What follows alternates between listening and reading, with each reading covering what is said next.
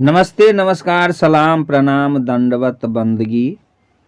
द्वितीय प्रकरण शब्द में कुल 115 पद है। कबीर साहब का यह मानना था कि निर्णय शब्दों द्वारा ही समस्त भ्रांतियां कट सकती हैं और जीव अनादिकाल से ही खानी और वाणी के शब्द जाल में उलझकर रह गया है और इसी उलझन को मिटाने के लिए एवं सही राह दिखाने के लिए शब्द प्रकरण का निर्माण किया गया है। तो आइए सुनते हैं शब्द प्रकरण। इससे पहले आप सभी से अर्जी, निवेदन, विनती, प्रार्थना है, लाइक कर देंगे, सब्सक्राइब कर देंगे, शेयर कर देंगे ताकि सभी संत समाज को सुनने के लिए मिले, श्रोता बंधु को सुनने के लिए मिले। तो आइए सुनते हैं शब्द प्रकरण।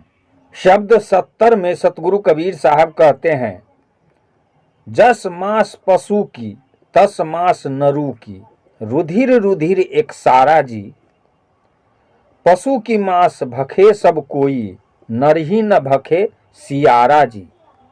ब्रह्म कुलाल मेदिनी भैया, उपजी बिनसी कित गैया जी। मांस मछरिया तेपे खैया, ज्यों खेतन में बोइया जी। माटी के करी देवी देवता, काटी काटी जीव देइया जी। जो तोहरा के सांचा देवा, खेत चढ़त क्यों न लेइया जी। कहहीं कबीर सुनो हो संतो, राम नाम नित लेइया जी। जो कछु कियहु जिभ्या के स्वार्थ, बदला पराया देइया जी। सतगुरु कबीर साहब कहते हैं कि मनुष्य और पशु का मांस क्या अलग अलग रंग का होता है? नहीं होता, बल्कि एक जैसा ही होता है। रक्त में भी कोई फर्क नहीं है। फिर क्यों पशुओं का मांस खा जाते हो और मनुष्य का मांस तो सियारों को भी नहीं खाने दिया जाता।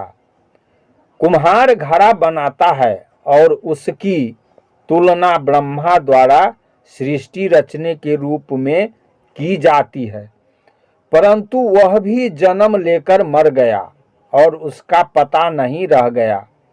फिर भी मनुष्य अपने शरीर का अहंकार करते हैं। यह कितने पागलपन की बात है। यहाँ तक कि अपने शरीर को दूसरों के मांस के द्वारा मजबूत बनाना चाह रहा है। तुम तो मांस मछलियों को ऐसे खाए जा रहे हो जैसे इन्हें खेत में बोया गया हो, अर्थात मांसाहारी पथभ्रष्ट ही हैं। दुर्भाग्य की बात तो यह है कि मिट्टी के निर्जीव देवी देवताओं को प्रसन्न करने के लिए सजीव प्राणियों को काटकर चढ़ाते हो। तुम्हारी बुद्धि क्या बिल्कुल ही भ्रष्ट हो गई है? अरे यदि तुम्हारे देवी देवता सच्चे हैं और मांस आदि के इतने भूखे रहते हैं तो मैदान में चढ़ते हुए पशुओं को क्यों नहीं खा जाते? जंगली पक्षियों को जो कि उड़ते रहते हैं क्यों नहीं खा जाते? सतगुरु कबीर साहब कहते हैं कि हे संतो, ये सांसारिक प्राणी राम राम तो रोज जपते हैं, परंतु प्राणियों के मन में रमने वाले राम पर दया नहीं करते। जिस जिह्वा स्वाद के लिए तुम निरीह प्राणियों की हत्या करते हो, उसका बदला समय से देना ही होगा। शब्द 71 में सतगुरु कबीर साहब कहते हैं, चात्रिक कहाँ पुकारो दूरी, सो जल जगत रहा भरपूरी। जेहि जल नाद बिंदु को भेदा, खट कर्म सहित उपानेउ बेदा। जेहि जल जीव शिव को बासा, सो जल धरनी अमर प्रकाशा। जेहि जल उपजल सकल शरीरा, सो जल भेद न जानू कबीरा। सतगुरु कबीर साहब कहते हैं कि हे चातक, तू अपने लक्ष्य को दूर कहाँ पुकार रहा है? अरे जिस जल को तू दूर समझ रहा है वह पूरी पृथ्वी पर हर जगह भरा हुआ है। ठीक इसी प्रकार परम तृप्ति के आशय को दूर समझकर पुकार रहा है, जबकि तृप्ति कारक साधन संसार में ही पर्याप्त है और वह तेरी अपनी आत्मा ही है, अर्थात तेरा चैतन्य स्वरूप ही वह स्वच्छ जल है जिससे तू सदैव के लिए तृप्त हो सकता है। इस चेतन ने ही वीर्य शक्ति से शरीर का निर्माण, शब्द शक्ति से अध्यापन आदि खटकर्मों सहित चारों वेदों की रचना की है, अर्थात नाद बिंदु भेद से चैतन्य सृष्टि यही जीव ही है और इस चेतन जल में ही जीव और शिव का निवास है। तात्पर्य यह है कि चेतन ही जब अबोध है तो जीव और निज स्वरूप में स्थित हो जाने पर यही शिव है। यह शीतल चेतन जल इस पृथ्वी पर अविनाशी रूप में विद्यमान है और ज्ञान के प्रकाश रूप में फैला है। सतगुरु कबीर साहब कहते हैं, मनुष्य अपनी उत्पत्ति का रहस्य भी नहीं जान पाया, यानी चेतन से ही सारे शरीरों की उत्पत्ति है, परंतु अज्ञानतावश भटकता है। शब्द 72 में सतगुरु कबीर साहब कहते हैं, चलहु का टेढ़ो टेढ़ो टेढ़ो, दशहु द्वार नरक भरी बूढ़े, तू गंधी को बेड़ो। चलहु का टेढ़ो टेढ़ो टेढ़ो, फूटे नयन हृदय नहीं सूझे, मति एको नहीं जानी, काम क्रोध तृष्णा के माते, बूढ़ी मुए बिनु पानी। जो जाड़े तन भस्म होए धूड़ी, गाड़े किर मिट्टी खाई, शिकर स्वान काग का भोजन, तन की यह बड़ाई। चलहु का टेढ़ो टेढ़ो टेढ़ो, चेती न देखू मुग्ध नर बोरै, तो ही ते काल न दूरी, कोटिन यतन करो यह तन की, अंत अवस्था धूरी। चलहु का टेढ़ो टेढ़ो टेढ़ो, बालू के घड़वा में बैठे, चेतत नाही आयाना, कहीं कबीर एक राम भजे बिनु, बूढ़े बहुत सयाना। चलहु का टेढ़ो टेढ़ो टेढ़ो, दसहु द्वार नरक भरी बूढ़े, तू अंधी को बेड़ो। चलहु का टेढ़ो टेढ़ो टेढ़ो। सतगुरु कबीर साहब कहते हैं, शरीर एक गंदगी रूपी ऐसा जहाज है जिसके नेत्र, कर्ण आदि 10 दरवाजे नरक से भरकर बुरे हैं। बाहर के नेत्र फूट गए हैं और भीतर भी नहीं सूझता और सद्बुद्धि भी नहीं है, तभी तो इसका अहंकार करके मनुष्य इस प्रकार टेढ़ा मेढ़ा होकर चल रहा है। काम क्रोध और तृष्णा में उन्मत्त मनुष्य बिना पानी के ही डूब मरता है। अरे जिस शरीर का तुझे इतना अहंकार है, मर जाने पर वह जला दिया जाता है और धूल व राख बन जाता है। मिट्टी में गाड़ने पर कीड़े खा जाते हैं और मिट्टी में मिल जाता है, और यदि बाहर मैदान या जंगल में पड़ा रहा तो कुत्ते सियार कौओं का भोजन बन जाता है। यही तुम्हारे प्रिय शरीर की विशेषता है। सतगुरु कबीर साहब कहते हैं, ए पागल मनुष्य, तू ध्यान से देख, मौत तेरे बहुत ही नजदीक खड़ी है और चाहे तू करोड़ों उपाय इस शरीर को बचाने के लिए कर डालेगा, अंत में इसे धूल में मिल ही जाना है।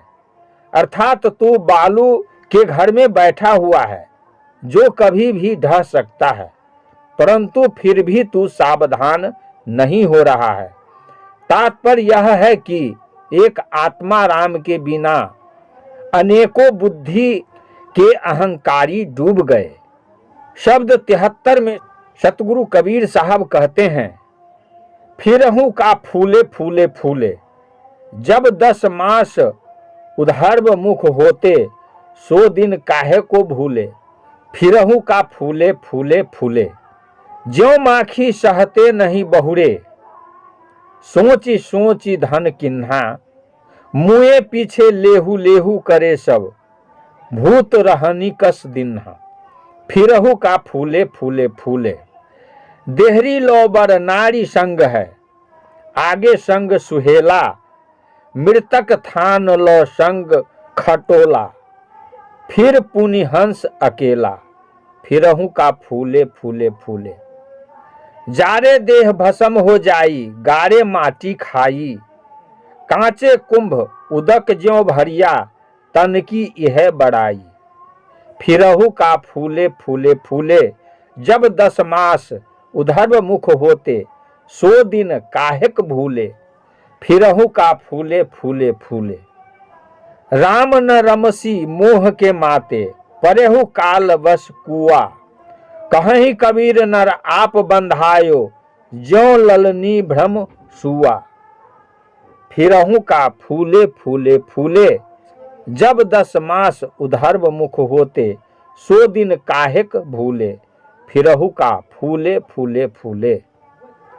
सतगुरु कबीर साहब कहते हैं कि शरीर और धन के अहंकार में मत फूलो।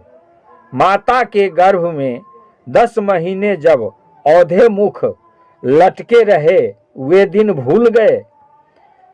जिस प्रकार मधुमक्खियां फूलों का रस लाकर अपना छत्ता बनाती है और उसमें मधु भर देती है, परंतु मधु निकालने वाले शिकारी उन्हें आग में झुलसाकर भी मधु निकाल लेते हैं। ठीक इसी प्रकार मनुष्य जायज नाजायज काम करके सोच सोच कर धन इकट्ठा करता रहता है, जबकि चोर डाकू राज्य कर्मचारी व संबंधी सभी दुख दे देकर हड़पते रहते हैं और मर जाने के बाद परिवार वाले धन हमारा ही है यह कहकर टूट पड़ते हैं। ऐसे में धन कैसे सुरक्षित रह सकता है? मरने पर पत्नी, जो कि सबसे बड़ी साथी है, केवल दरवाजे तक जाती है। मित्र भाई बंधु केवल शमशान तक जाते हैं और उसकी अर्थी भी केवल चिता तक ही साथ दे पाती है। इससे आगे तो कोई साथ नहीं दे पाता और चेतन हंस अकेला ही उड़ जाता है। अरे यह शरीर तो जला देने पर भस्म हो जाता है और गाड़ देने पर मिट्टी खा जाती है, अर्थात मिट्टी के कच्चे घड़े के समान है, जिसमें कि पानी भरने से तत्काल फूट जाता है। तात्पर्य यह है कि क्षणभंगुर काया के लिए क्या अभिमान किया जा सकता है? मोह का वशीभूत मनुष्य देहादी मोहवश संसारिक कुएं में पड़ा है और अपने आत्मा राम में नहीं रम रहा है। सतगुरु कबीर साहब कहते हैं कि जैसे सुख पक्षी लाल मिर्ची के लोभ में पड़कर नलिका यंत्र में अपने आप को बंधा लेता है, वैसे ही मनुष्य भी संसारिक प्रलोभनों में पड़कर अपने आप को स्वयं बंधनों में बंधा लेता है। शब्द 74 में सतगुरु कबीर साहब कहते हैं, ऐसो योगिया बदकर्मी जाके गमन आकाश न धरनी, हाथ नवा के पांव नवा के रूप नवा के रेखा, बिना हाथ हटवाई लावे करे बयाई लेखा। ऐसो जोगिया बदकर्मी जाके गमन आकाश न धरनी, कर्म नवा के धर्म नवा के योग नवा के युक्ति, सिंगी पात्र किछुओ नहीं वाके काहेक मांगे भुक्ति। ऐसो योगिया बदकर्मी जाके गमन आकाश न धरनी, मैं तो ही जाना तय मोहि जाना, मैं तो ही माही समाना, उत्पत्ति परलय ये कहूँ न होते, तब कहूँ कौन ब्रह्म को ध्याना। ऐसो योगिया बदकर्मी जाके गमन आकाश न धरनी। योगी आन एक ठाढ़ कियो हैं, राम रहा भरपूरी, औषध मूल किछियो नहीं वाके, राम सजीवन मूरी। ऐसो योगिया बदकर्मी, जाके गवन आकाश न धरनी। नटवट वाजा पेखनी पेखे, बाजीगर की बाजी। कहीं कबीर सुनो हो संतो, भई सो राज बिराजी। ऐसो योगिया बदकर्मी, जाके गवन आकाश न धरनी। सतगुरु कबीर साहब कहते हैं, ऐसे भी योगी हैं जो स्वयं गलत काम करते हैं और इनकी यात्रा आकाश पाताल कहीं नहीं हो पाती, अर्थात न इधर के होते हैं न उधर के। एक तरफ तो ये आत्मा में स्थित होने की बात करते हैं, दूसरी ओर बिना बाजार के ही अपनी दुकान लगाकर यानी धार्मिक दलाली के लिए बैठ जाते हैं। ये परम सिद्ध होने का दावा करते हैं और अपने को कर्म धर्म योग युक्ति से युक्त बताते हैं, और दूसरी तरफ सिंघी बजाकर भिक्षा पात्र लेकर घूमते हैं, अर्थात भोग और ऐश्वर्य भी चाहते हैं। सतगुरु कबीर साहब कहते हैं कि मैंने तुम्हें समझा लिया है और तुमने हमें समझ लिया, तो मानो मैं तुम में समा गया, अर्थात दोनों एक रूप के हैं। यही सजातीयता का बोधक है। परंतु यदि सजातीयता को मान लिया जाए, जिसके अनुसार निर्वाण परिवर्तन जगत की है ही नहीं, केवल एक ब्रह्म ही सब कुछ है, तो भला ब्रह्म का ध्यान करने वाला कौन है? जो योगी बनने का ढोंग कर रहा है। योगियों ने तो निज स्वरूप से हटकर अलग राम की कल्पना की है कि राम तत्व केवल एक है और वही सर्वत्र भरा है, और चूंकि वह स्वयं संजीवनी बूटी है, अतः उसे ज्ञान वैराग आदि की औषधि नहीं चाहिए, क्योंकि उसे जगत रोग है ही नहीं। योगी लोग नट के समान 84 आसन दिखाकर, श्रृंगी बजाकर, त्राटक मुद्रा दिखाकर, बाजीगर की तरह तमाशादी दिखाते हैं। सतगुरु कबीर साहब कहते हैं कि हे संतो, इन लोगों ने तो आध्यात्मिक क्षेत्र में ज्ञान और कल्पना दोनों को ही गडड गडड कर दिया है और उनका राज बेराज हो गया है। शब्द 75 में सतगुरु कबीर साहब कहते हैं, ऐसो भरम बिगुरचन भारी, वेद कितेब दीन और दोजख, को पुरुषा को नारी। ऐसो भरम बिगुरचन भारी, माटी का घट साज बनाया, नादे बिंद समाना। घट बिन से क्या नाम धरहुगे, अहमक खोज भुलाना।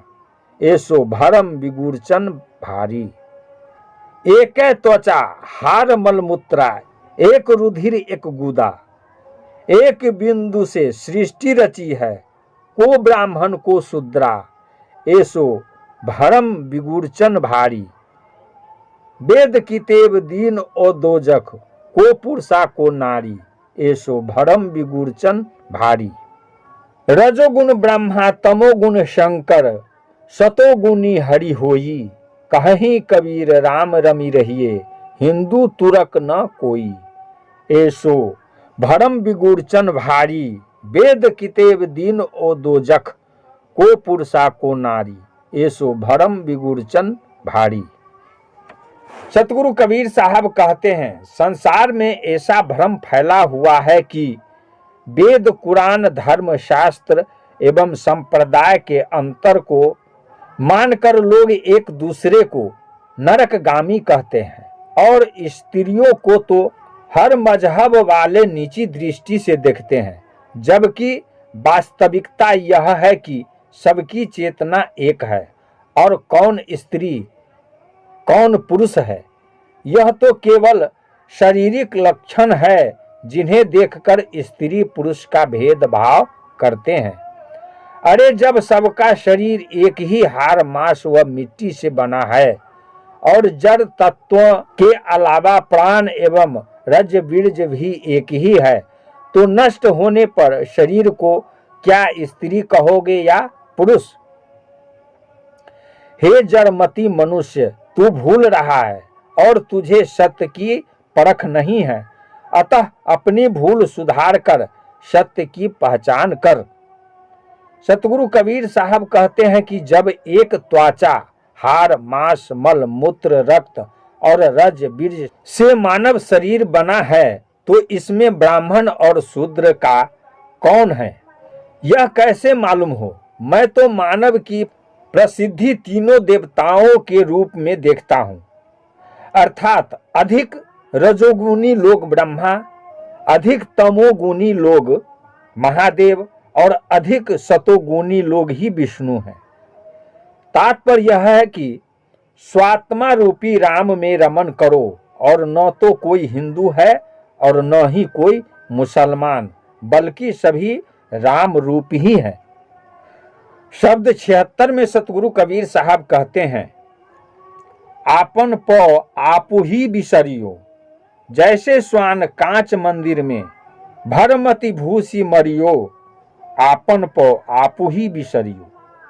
ज्यों केहरी बपु निरखी कूप जल, प्रतिमा देखी परियो, वैसे ही गज फटिक शिला में दसनन आनी अरियो, आपन पौ आप ही बिसरियो। मरकट मुठी स्वाद नहीं बहुरे, घर घर रटत फिरियो, कहीं कबीर ललनी के सुअना, तो ही कब ने पकड़ियो, आपन पौ आपू ही बिसरियो। सतगुरु कबीर साहब कहते हैं कि मनुष्य स्वयं ही अपना चेतन स्वरूप भूल गया है।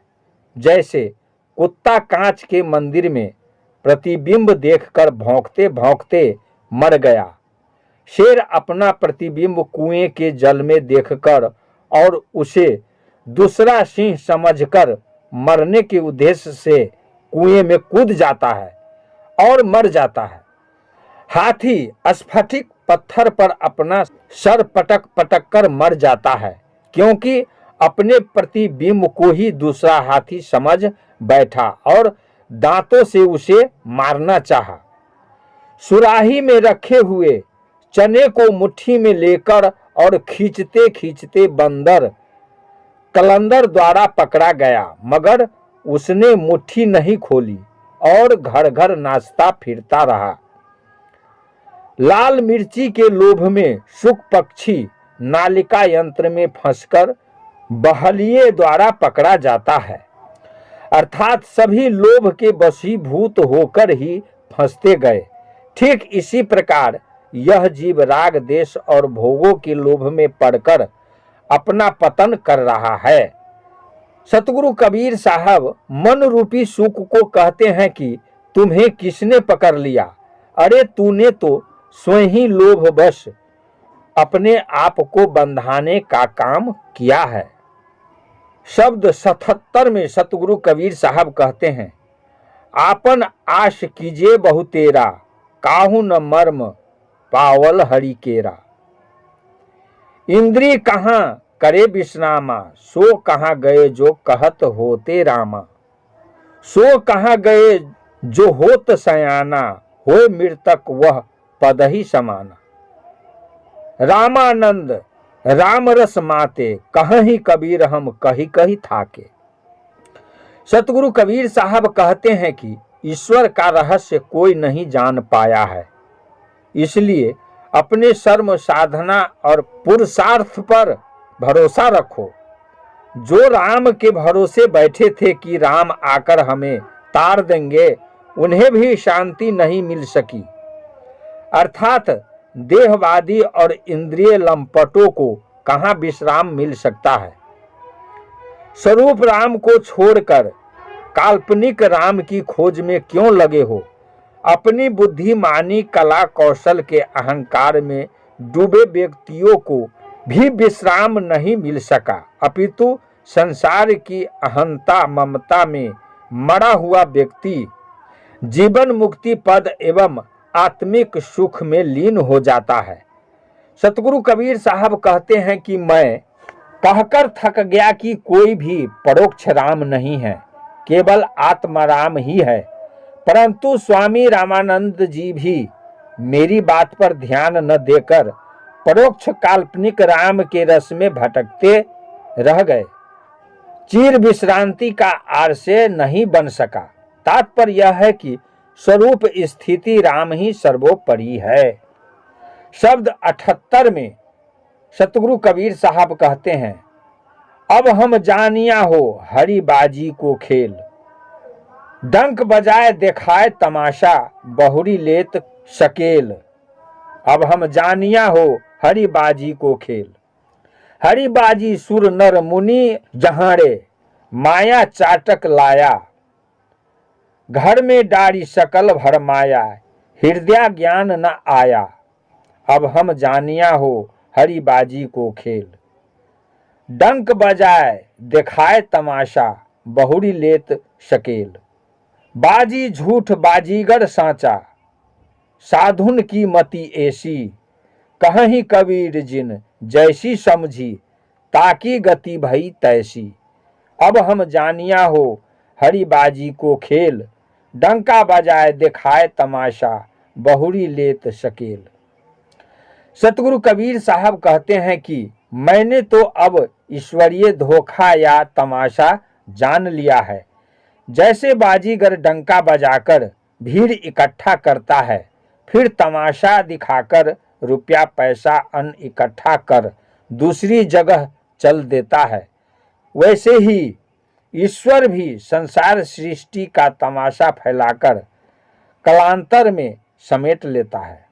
लेकिन यह नहीं मालूम होता है कि वह कैसी भीख चाहता है, जिसके धोखे में शतोगुनी रजोगुनी तमोगुनी एवं मननशील मुनिजन सभी ठगा गए हैं। इन लोगों को मीठे वचन सुनाकर ठग लिया गया है। माया ने इन्हें अपने फंदे में फंसाकर भ्रमित कर दिया है, अर्थात आत्मभिन्न ईश्वर की चाहत उत्पन्न कराकर अपने वश में कर लिया है, जिससे लोग सच्चे ज्ञान से वंचित रह गए हैं। तात्पर्य यह है कि परोक्ष ईश्वर की कल्पना से न तो स्वरूप ज्ञान की प्रतिष्ठा होगी और न ही जगत के कारण कार्य व्यवस्था का सच्चा बोध ही हो पाएगा। अनेक मतों के साधु संतों या अनुयायियों का मत यह है कि बाजीगर रूपी ईश्वर तो सच्चा है, लेकिन उसकी बाजीगरी यानी जगत तमाशा झूठ है। सतगुरु कबीर साहब कहते हैं, जिन्होंने जैसा समझा उनकी वैसी ही गति हुई। नमस्ते, नमस्कार, सलाम, प्रणाम, दंडवत, बंदगी। अभी आप सुन रहे थे बीजक मूल शब्द की कथा। शब्द 70 से शब्द 78 तक की कथा आप सब सुने। फिर 79 से अगले वीडियो में मिलते हैं। तब तक के लिए साहे बंदगी, साहे बंदगी, साहे बंदगी।